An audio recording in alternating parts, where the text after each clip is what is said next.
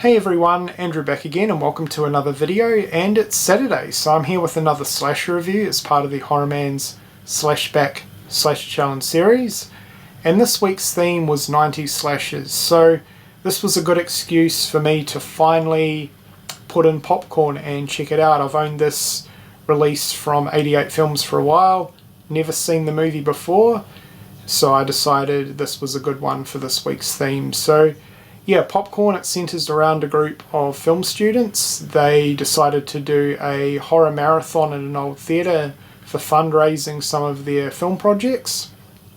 And there is a little bit more to the storyline than that as the movie goes on. There's quite an in-depth story actually, but that's just the rough plot. And then when everyone arrives at the theatre and when the marathon starts, there's a killer on the loose targeting this particular group of film students who are running this marathon. So you guys get the idea. That is the main story within Popcorn.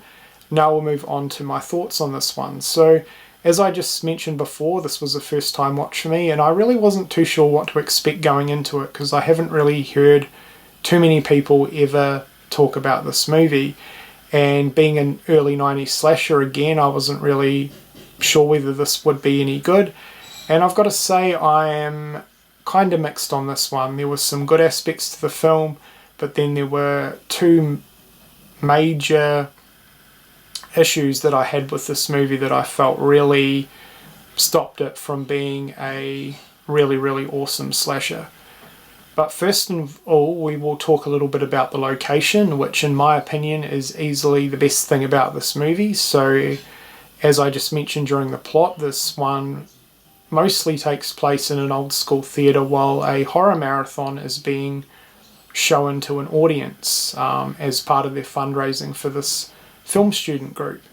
The location was fantastic. Perfect in my opinion, a 10 out of 10 location. I thought it was genius setting a slasher movie while a horror marathon was being run in an old theatre. Fantastic. I loved that part of the movie. Now we'll move on to the cast of characters.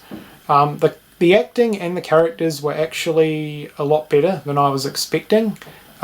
Pretty typical in terms of a slasher, and this honestly really felt like a late 80s slasher more than a 90s slasher, so I guess that's a good thing. But yeah, I was pretty impressed with the characters. I liked all of them, and you got a pretty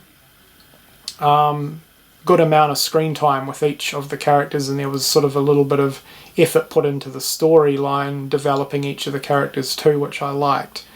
However, there were two characters especially that I thought had way too much story put behind them, which we will get to later on in the review.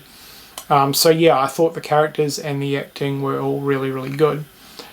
The killer, I liked the killer. I liked the look of the killer. Something happens to the killer when he was a child and he is burnt. He is really, really badly disfigured, and I liked that. I thought that was a pretty cool concept. Plus I loved the fact that he dressed up in disguise of his victims. I thought that worked really, really well, but that's all I'm going to say on that. However, the major issue that I have with this film also comes back to the killer. Now, the killer has a very, very in-depth storyline, and I just think it was way too much story. It let the movie down, especially the slasher elements. It really hindered this film. I just thought there was way too much effort put in with the storyline of the killer and the main character, Maggie, as well. And to me, I kind of lost interest, and yeah, I just felt that it really hindered this movie. It really held it back from being a good slasher. Also the kills, there's only 4 of them, and for me that really doesn't cut it, considering the main group of film students. There was, I think, about 8 of them, maybe 9, I don't exactly remember, but there was way more than 4, so there was really no excuse for the body count within this movie to be so low. Plus the ending was kind of pretty average too. But yeah, it was a shame because, as I mentioned before, the location was phenomenal and the few kills that did happen were really, really creative and they were all pretty different. So I definitely could have done with more kills and less storyline within this movie. But I will say though, the music throughout this film was also really, really good. I enjoyed the music score, and there was a theme played. I'm not too sure if it was created solely for this movie or not, but it was like a horror theme song and it was awesome. It was playing during the main menu or the title screen of the 88 Films Blu-ray release, and it was also playing during the ending credits. So that song was awesome, and yeah, the music played throughout this movie was really, really good. But yeah, the location, as I said, perfect, 10 out of 10. I like the characters too. It's just a shame that this one had a pretty low body count and just a little too much storyline on the killer and the main character. But I didn't completely hate this one. I thought it was good. I thought it was pretty decent for what it was. But yeah, two major issues with this one, unfortunately. So if you've seen Popcorn, please let me know what your thoughts are on it. Do you agree with my opinions on it, or do you really like this one? Let me know in the comments section below.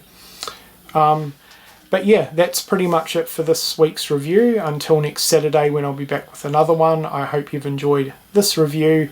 I hope everyone is staying well and safe out there, and thank you for watching.